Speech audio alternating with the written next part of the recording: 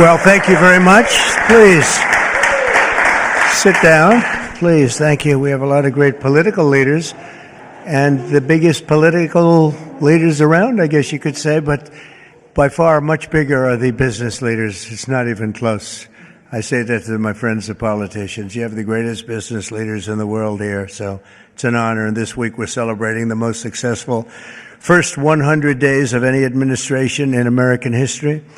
We're thrilled to welcome to the White House dozens of the world top leaders of all kinds, but in particular business leaders. And since the election, the companies represented in this room have collectively announced more than $2 trillion in new investments, and we have a total of close to $8 trillion all told. And there's never been anything like that in this country. We've never had anything close. I would say if you looked at the last administration, probably for 4 years they did maybe less than one.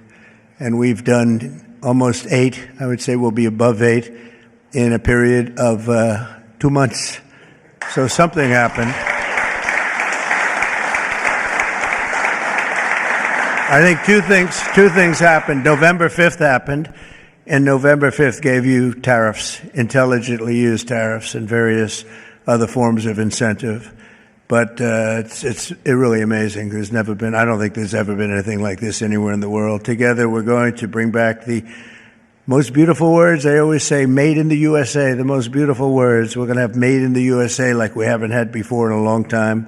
In addition to the business leaders whose companies I will mention in just a moment, we have some great people, great senators. Marcia, where are you? Where are you, Martha? Marcia, thank you very much. Marcia Blackburn, Bill Cassidy. Bill, thank you, Bill. Ashley Moody. Ashley, thank you. And John Husted. John, thank you very much. And Representatives Byron Donalds, Buddy Carter, Rob Whitman, Mark Alford, Mike Rogers, Richard Hudson, and Abe Hamadeh. Thank you all very much.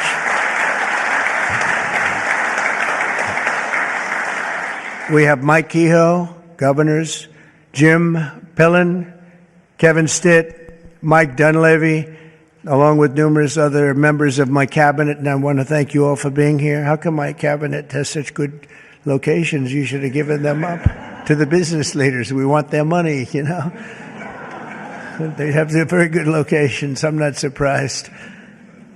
100 days ago this week, we inherited the wreckage of 4 years of economic disaster under the previous administration. It was an economic disaster. It was a disaster at the border like nobody had ever seen before. And you probably see we've closed up the border 99.999%, meaning 3 people got in. 3. As opposed to hundreds of thousands of people coming in on a monthly basis, millions of people actually. There are periods where we had millions and millions of people pouring in on a monthly basis. We had 3 people. They buried companies in crippling regulations, waged war on American energy, pushed massive tax hikes, and gave us the worst inflation in the history of our country. In Biden's final year, the United States had the worst trade deficit ever recorded, and we lost 106,000 manufacturing jobs. Other than that, he's done a fantastic job. But now all that is changing, and all that's changing very fast, because we finally have the president who wants to put our country first. You have a president who believes in America first. In the first quarter GDP numbers just out today, core GDP, now we're removing distortions from imports, inventories, and government spending, was up plus 3%. But this is Biden's economy because we took over on January 20th. And I think you have to get us a little bit of time to get moving. But this is the Biden economy. But we still had and we've had a lot of things happen since November 5th that helped this economy because it was indicating a strong private sector growth. And it only started after November 5th. The private sector started really heating up after the election. Even though I wasn't there, people knew what we were going to be doing, and the private sector growth was actually very good. Very importantly, gross domestic investment was up an incredible 22%, which they had never seen before. Every new investment, every new factory, and every new job created is a sign of strength in American economy and a declaration of confidence in America's future. We really do. We've never seen anything like this. Even Samsung, whose name isn't mentioned here, but I heard that they announced this morning that they're going to be building a very big plant because they want to be able to beat the tariffs. It's the only way to beat them. The entire Trump economic agenda is about making it easier to do business in America, to create jobs in America, to hire American workers, and to build your factories here in America, not in China or any other country. And we're dealing with many, many countries right now, I will say. And I think I can say for Scott and for Howard and for some of the people that are dealing, there are too many to handle. I mean, to be honest with you, I'd love to hire some of the people running these companies. Boy, would you do a good job. I could have Jensen negotiate. He'd blow my people away, wouldn't you? I think even Howard would say that. Howard would say, we'll take them. He'd blow them away. He would make deals. One deal would be the end. That would be it. But we've terminated the Green New scam. It was a scam. And halted tens of billions of dollars of money, wasteful, deficit spending. It was like throwing money right out the window. And in the coming weeks, we'll pass the largest tax cuts in American history. And I think even more so, we'll be doing things for business like you've never seen before. You saw it in a little smaller version at the beginning of our last term. You know, we had the most successful 4 years that any president has ever had. The stock market was up 88%. The other markets were up almost 100%. And that's despite COVID and all the crazy things happening. But we had a tremendous 4 years. We've given credit for that, actually. But our big, beautiful bill, as I call it, our big, beautiful bill, we may name it that, actually, will include 100% expensing retroactive to January 20th. So that's all the way back to just about the beginning of the year. So expensing 1 year, you take a deduction 1 year, so you can build your factories right now, essentially almost tax-free, if you think about it. Nobody's ever been given that. And we're going to make that expensing for a 4-year period at a full 100%. So last time we made it 1 year, and you had deductions. You'd go from 100% to 80 to 60 to 40 to 20 to Zippo. And now what we're going to do is we're going to keep it at that level, and we're going to have it for 4 years. So I believe that was one of the reasons that we had such unbelievable growth. Also, we allowed you to bring money back from outside of the country. It was impossible. You had to have 15 different law firms representing you. It was so complicated. And worse was that the tax rate was 65%. I lowered the rate substantially, but still a lot. You know, we shouldn't take your money just to hold you hostage, right? So we lowered it to a reasonable amount, and we took in trillions of dollars, came back. Apple brought in a tremendous amount of money. A lot of the companies here brought in a lot of money, and the businesses represented today clearly understand that if you build your factory in the United States, your tariff rate is zero, and you have other advantages too, and not the least of which is what I just said, having to do with the bill. Now, we have to get that bill approved, so call your local representative, please, and make sure that we get it approved, because I don't want to talk too early, but we're doing well with the Republican Congress. We have the Senate is doing great, and the House is doing great. John Thune has been spectacular. Mike Johnson has been spectacular. Marcia, you're in there working very hard and doing well. What do you think? Are we going to get it passed? We have to. Marcia, we don't get it passed, I'm blaming you. We have to get it passed. We will. I think we will. But I don't think we'll have any Democrat votes. If we don't get it passed, what would happen is your taxes go up 68%. Think of that. And we may not get one vote because they just vote against. It's Trump derangement syndrome, or maybe it's just they hate Republicans, or they hate what we're doing because they've lost their confidence. They've totally lost their confidence. They don't know what the hell is going on. And we are going to get it done. It's probably going to be fully Republican. Fortunately, we have the House, we have the Senate.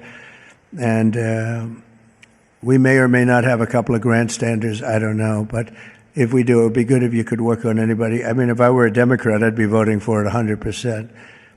Because I think it's very dangerous politically not to vote for it. Think of it, your taxes go up almost 68%. So, but it looks like we're in good shape, I think, and hopefully we'll get it approved. It'll be the biggest bill ever approved in the history of our country, and it'll be the biggest tax cut ever approved in the history of our country. And in addition to that, regulations, which I'm doing in and outside of the bill, will be as big or bigger than we did last time. We have the record for regulation cuts in the 4 years.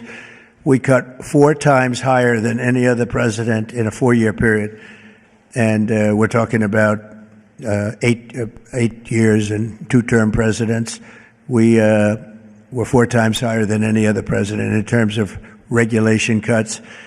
And I went to a friend of mine who happens to be in the room, one of the biggest business leaders. I won't mention him because I don't know, maybe he'll like it, maybe he won't. I said to him, so have you had your choice between the big tax cut last time and the big regulation cuts, which were the biggest, again, the biggest we've ever done? I would have said taxes, but he would have said regulation. I said, which was more important to you? And he said, if I could only have one, yeah, if you could only have one, he said, most important would have been regulation. The regulation was more important than the tax cut. And I mean, we cut your taxes from almost 40% down to 21%. Now we're bringing your taxes down from 21% to 15% if you build your product, make your product in the USA. So if you make it in the USA, those chips, those beautiful chips, we'll make those suckers in the USA, and you're going to be all the way down to 15%. And I think there's never been anything like it. So now we're at the lowest scale for a large country, by far the lowest scale. Our pro-jobs, pro-American economic policies are a major reason that businesses around the world have announced $5 trillion of investment since November 5th, and now we think it's up to plus $8 trillion, and they're really coming in. They're really coming in fast. Some of them don't bother calling us. Some of them don't even want meetings. They just start their plants and start their factories. I want to express my tremendous appreciation to the business leaders here. You are really an amazing group. This is a who's who. I don't want to say, there's an expression if something ever went off, the entire industry would be wiped out, but I won't say that. I want to think very positively, and that could never happen here, could it? But I want to congratulate you all on your incredible success and accomplishments. You've been amazing. You're the biggest and the best. So I'd like to introduce some of you, President and CEO of Hyundai, Jose Munoz. Jose, thank you very much. Fantastic. Jose is investing $21 billion, including $5.8 billion for a new steel plant in Louisiana, which is a beauty. I saw a picture of it, which is going to create at least 1,500 jobs, just the plant alone. Thank you very much, Jose. Beautiful. Chairman and CEO of global shipping giant CMA CGM, Rodolphe Sade. Thank you, Rodolphe. Thank you very much. Fantastic. Investing $20 billion in creating 10,000 new jobs at least. Thank you very much. It's fantastic. You'll be very happy. President and CEO of Toyota North America, Ted Ogawa, investing $88 billion. Where's Ted? That's fantastic. Thank you, Ted. That's fantastic. Ted's investing $88 million for car production at its West Virginia factory, which is a beauty. I've seen it, actually. Congratulations. Thank you very much for being here, Ted. Co-founder and CEO of Anduril, Brian Schimpf. Oh, Brian. Thank you, Brian. He's investing $1 billion for a new manufacturing facility in Ohio and display. Next to me is their 125-pound Roadrunner drone. Where is that little sucker? Where is it? Which is that? Whoa. That's a nasty-looking thing. That's a nasty. I look up there when I'm having dinner outside. I used to look up and see the moon. Isn't it beautiful? Now you see the moon, but you see drones all over the place. And I say, let's get the hell out of here. That's a good one, isn't it, huh? I can see it. CEO of Worldwide Amazon Stores, Doug Harrington. Thank you very much. Thank you, Doug, very much. Investing $4 billion this year alone, and I know they said they're going to be investing a lot over the next 2 years. We appreciate it very much. Thank you, and say hello to everybody. CEO of Venture Global, Mike Sable. Mike, thank you very much, Mike. Investing $18 billion in liquefied natural gas expansion in Louisiana. That's going to work out good. Thank you very much. President and CEO of Siemens USA, big company, Barbara Humpton. Thank you, Barbara. Thank you very much. Investing $285 million. Executive Global Chairman of Pratt Industries, friend of mine, Anthony Pratt. He's investing $5 billion. Thank you. Thank you, Anthony. I read a report today he's the richest man in Australia, but who the hell knows? Do you think you're the richest man in Australia? Close. I don't like to put you on the spot like that, Anthony, but that's pretty good. Thank you very much. That's great. $5 billion. Founder and CEO, Chobani Hamde Oliaka. Where are you? Thank you very much.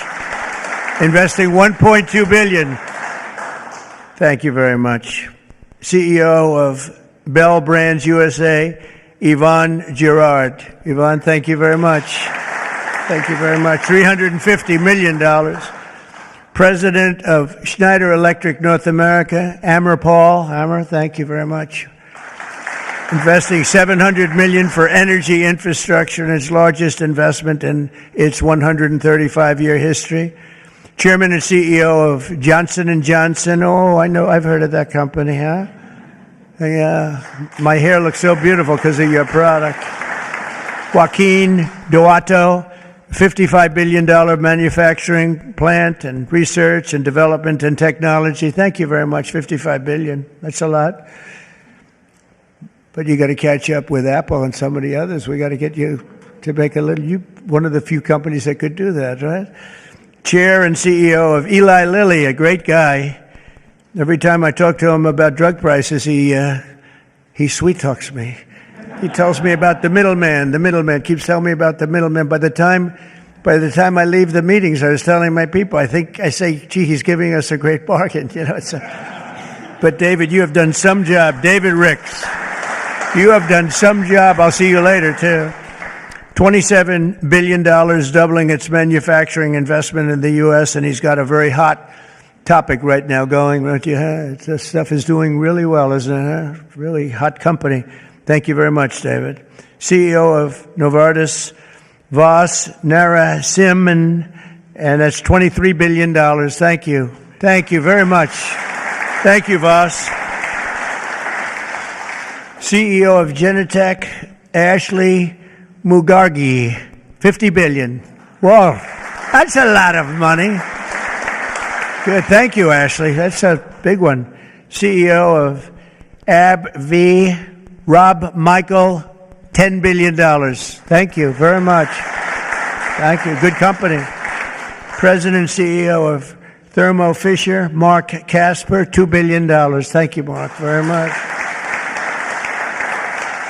Chairman and CEO of Merck, great company, Rob Davis, $9 billion.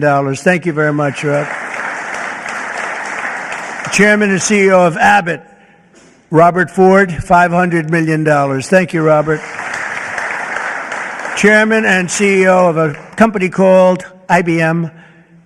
Arvind, where are you? Where are you? Thank you very much. That's fantastic. $150 billion. That's all? That's great. Thank you very much. You've done a great job. You've done a great job with that company, too, I'll tell you. Chairman and CEO of GE Aerospace, Larry Culp. Larry, thank you very much, Larry. And Larry's investing $1 billion in manufacturing across 16 states, and with us as we have the model of their F-110 engine, which I hear is like, I must tell you, I hear it's the hottest engine there is. You got a gold mine over there, Larry, which powers our nation's finest fighter jets and other jets. And your big engine is really something that I hear is beyond anything that has been produced yet. So Good luck with it. And Larry, I think we're going to ask you to say a few words, actually. So come on up. Thank you.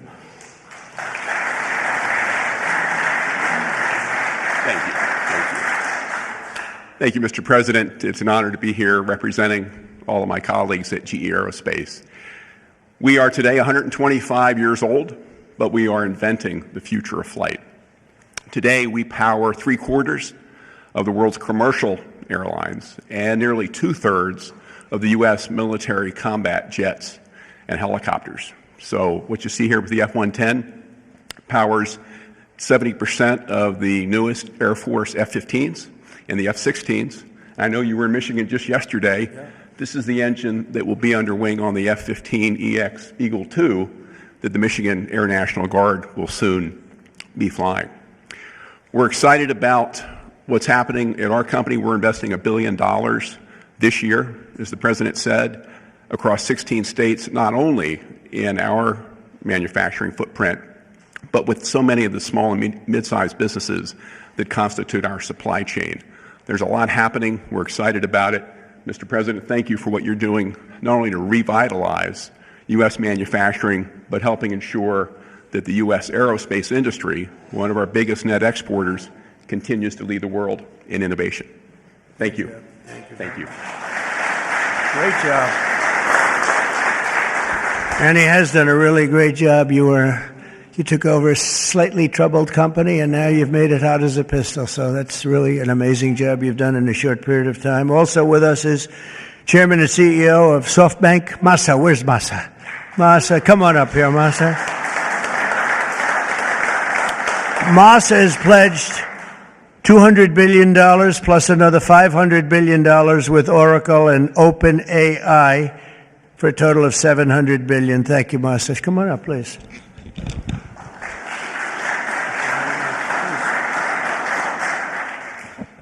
Well, first time of Trump administration, we made an announcement, commitment, $50 billion. We delivered $70 billion over 4 years last time. This time, I tried to commit $100 billion, and President Trump said, "Oh, Masa, go for more." so we did the $200 billion commitment, and then right after that, we SoftBank, OpenAI, Oracle, and MGX together, we announced $500 billion investment.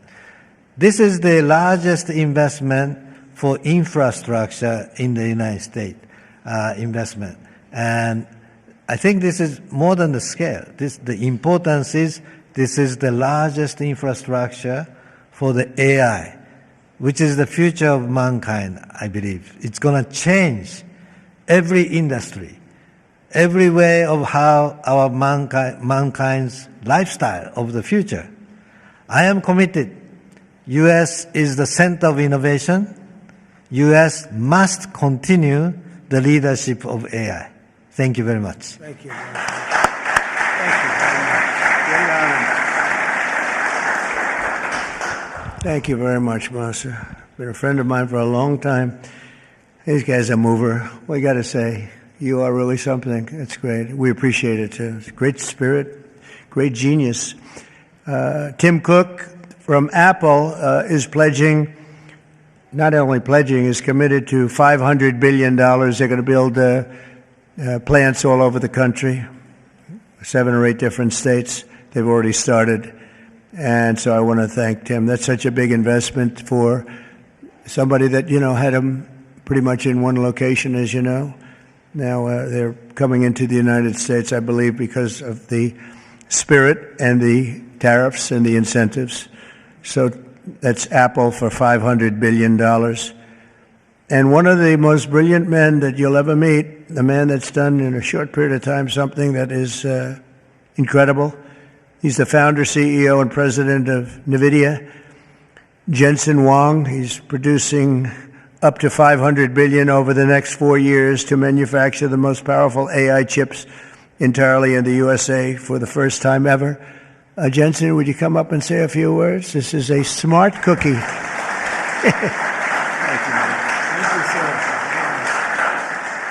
Thank you, Mr. President. It's a great honor to be here. Nvidia reinvented computing for the first time after 60 years. In fact, Ervin at IBM knows quite well that the computer has largely been the same since the 60s. The IBM System 360 described really quite perfectly the computer that we use today. Central processing units, operating systems, the separation of hardware and software, I/O subsystems, multitasking. All of the words that we use to describe computers today were really invented in 1964, the year after my birth. Well, after all this time, we've reinvented computers again. This is what a processor looks like. It's on the right there. People say it's a GPU. That's one GPU unit, and it's 70 pounds, 60,000 parts, 10,000 watts. In order to manufacture it requires probably a couple of hundred companies in the supply chain. It is so heavy that it requires robotics to do. It's so precise. And just to test a supercomputer requires a supercomputer. And we're going to build NVIDIA's technology, the next generation of that, all here in the United States. Without the president's leadership, his policies, his support, and very importantly, his strong encouragement. And I mean his strong encouragement. Frankly, manufacturing in the United States wouldn't have accelerated to this pace. Manufacturing isn't about low-cost labor anymore. Manufacturing is about technology. And most of the factories that build these systems today are the most advanced factories in the future. And we're going to use artificial intelligence and robotics and omniverse digital twin technology to make it possible for us to create the factories of the future. And we ought to build it. We ought to build it right here. The really amazing thing is that this computer is the engine of a whole new industry. And this new industry is called artificial intelligence. And this new industry is a manufacturing industry in itself. That's a factory machine. Just as several hundred years ago, the dynamo was invented, water would come in and electricity would come out. Now electricity goes into this machine and incredible tokens come out, artificial intelligence. In order for this industry to thrive, we need to build these systems, of course, but we also need a progressive growth and industry-oriented energy policy, which this president has really put his weight behind. I really appreciate that. Without energy, we can't possibly have new growth industries. And we now have the backing of the administration, the backing of President Trump to support the creation of a whole new industry. This industry is going to enable a whole bunch of other industries. What we now call the AI infrastructure is going to revolutionize every industry that we know. All of the many CEOs in the room today are great partners of ours for that reason. We're working on artificial intelligence for many industries, from healthcare to drug discovery to life sciences, financial services, education, so many different industries. And that's going to be possible because we have the fundamental infrastructure here in the United States. And so I want to thank you, sir, for everything that you've done and the strong encouragement and the great policies that make it possible for us. Thank you, sir. Very much. Thanks.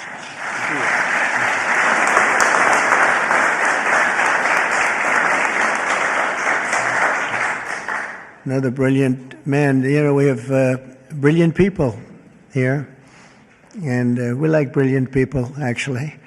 But we have a lot of brilliant people in this group, and it's an honor to be with you. Past 100 days have been fighting to reclaim our jobs and bring our country back to a level that it's never seen before, and again renew the American dream, which is what we're doing. We have tremendous spirit. I don't know if you've heard, but it's become really quite a story. I see Pete's right over here, Secretary of Defense. We have the largest number of new enlistees or people enlisting in the military forces that we've ever had. And if you remember, 6 months ago, we couldn't get anybody to sign up.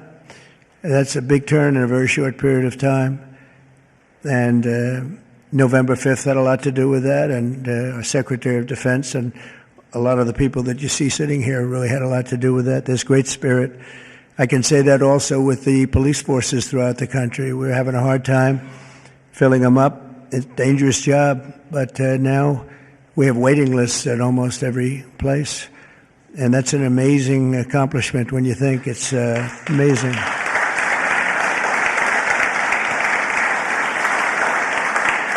And when I first came here, you remember just 3 months ago, I came in and they started screaming. The fake news was screaming. They were going crazy about eggs. I don't know about eggs. What's with eggs? Tell me. They said, their cost is up 50%, and you won't have them for Easter. I said, well, I'll have to get onto it. But this isn't my problem. This is Biden's problem. I've only been here for 4 days. They're screaming at me about eggs like it was my fault. I just got here. Didn't know anything about it. We got it taken care of, and eggs dropped 87% in the last short period of time, and everybody had eggs for Easter. In fact, we had a big Easter egg hunt on the lawns. We had 48,000 people actually came, and we had a lot of eggs. I don't know how many, but there were a lot. We didn't use plastic. They said, could you use plastic eggs? This is in early January, and I see our Secretary of Agriculture is here. Would you stand up? You did a great job. You got me out of a lot of trouble. Brooke Rollins. She got me out of a lot because they were trying to blame me for eggs, and I didn't know anything about it yet. Explain it to me. But we had plenty of eggs, Brooke, right, for Easter. There was no dearth. And we have another man in the audience who's maybe the most important man in the room because he's the head of the Environmental Protection Agency, meaning he's the one that approves all your plants. And when Jensen and some of the others came in about numerous of the others, especially having to do with AI, they came in. I learned a lot. Number one, I learned we need double the electricity that we have right now for the whole country, and really more than that. I mean, 2 times would be even better. It was like unlimited thirst for electricity. And at first I said, how's that possible? But that's, whatever it is, it's possible. That machine that you say you can barely lift is, I guess, it sucks up a lot of energy. But we need more than double what we have right now. So you take all of the energy, even the energy in this beautiful, incredible, it's just the greatest. I mean, no matter, I don't care where you come from with your $50 billion plant, the White House is the White House, right? You got to see in the Oval Office. If you want to take a trip down to the Oval Office, any of you come down with me. I'll show you a beautiful office.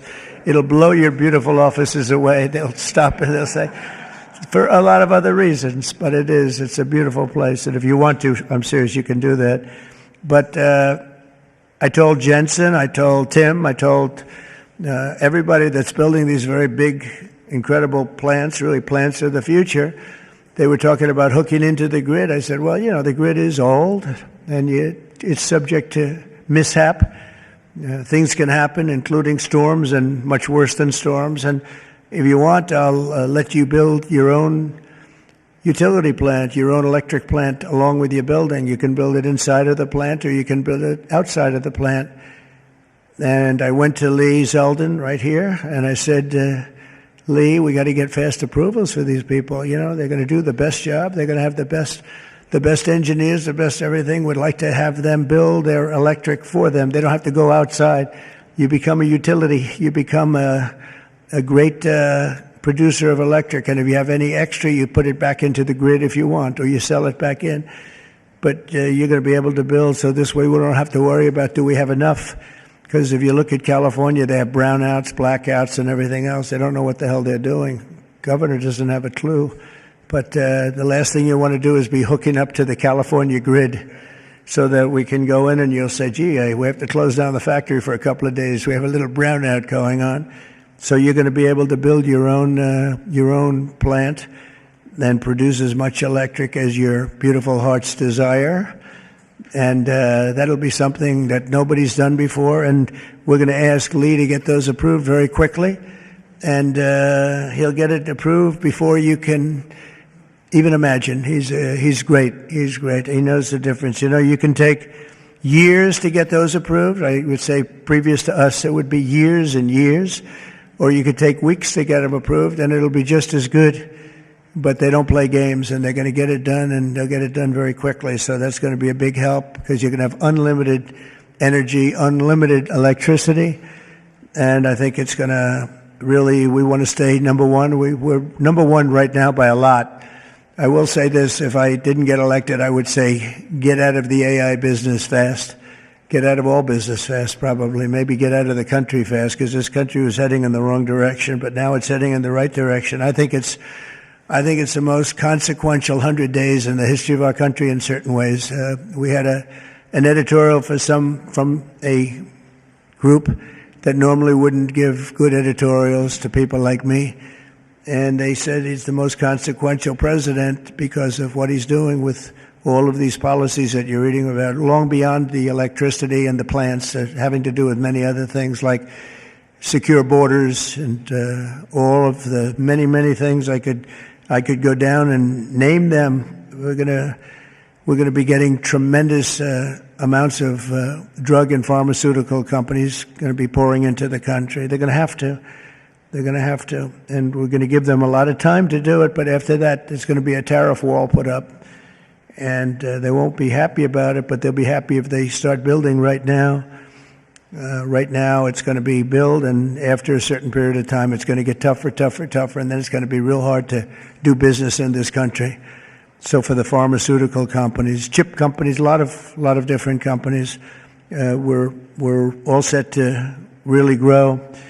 Groceries are down. The grocery prices are down. Gasoline prices are down. We had some gasoline selling for $1.98 a gallon just recently in 3 different states over the last 2 days. It was at $4, and it was higher than that in some places. It was over $5. We have it way down. Energy prices are down all over the country. Mortgage rates are actually down slightly, even though I have a guy in the Fed that I'm not a huge fan of, but that's all right. These are minor details. Don't tell him I said that, please. As the cameras rock and roll back there. No, he should reduce interest rates. I think I understand interest a lot better than him because I've had to really use interest rates. But we should have interest rates go down. It would be positive, but it's not going to matter that much because ultimately what we're creating has much more to do with other things than it does just pure interest rates. But it would be nice for people wanting to buy homes and things.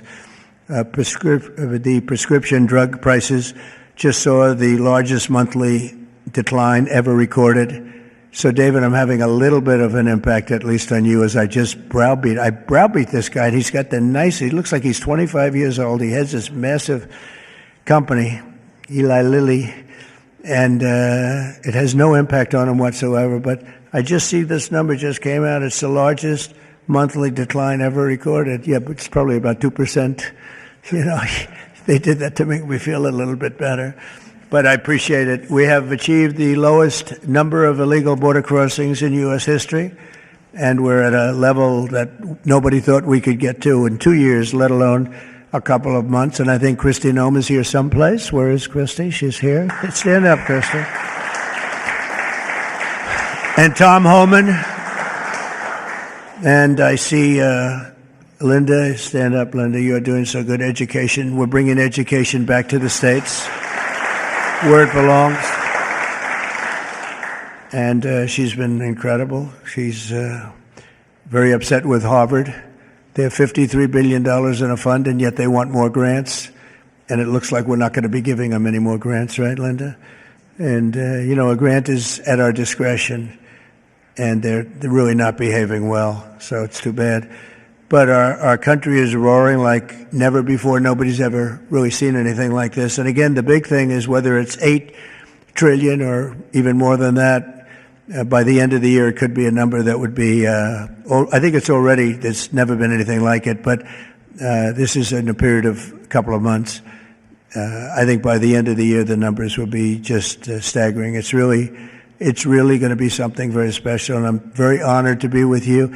And I'd ask if anybody has any questions, please. This is your time. This is your time. You'll be live on television, all the fake news back there.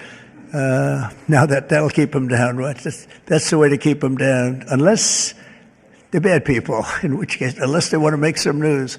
Would anybody have any questions? Anybody? Business leaders? You want to know anything about depreciation? No? I love it.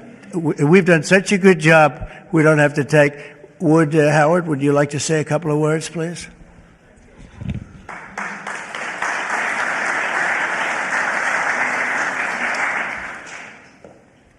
President talks about $8 trillion coming into America. And there's only one reason it's coming in. It's because he's finally set an industrial policy for the United States of America. We are the greatest economy in the world. We finally have a president who understands that we need to reindustrialize. We need to be made in America, made in the USA. And you feel it. You feel it with these leaders. You feel it across all your peers. Everyone feels it. It's coming back to America, and we are going to be rocking. So thank you, sir. Great job. Great job. So thank you very much, everybody. And for the business leaders, if any of you would like to come down to the Oval and say hello, if you've never seen it, if you have seen it, just go home and enjoy your lives, count your money. But if you'd like to come down, I'm heading down there now. And again, thank you very much, everybody. Pam, you're doing a fantastic job. You're doing a fantastic job. Thank you very much. Thank you, everybody. Okay.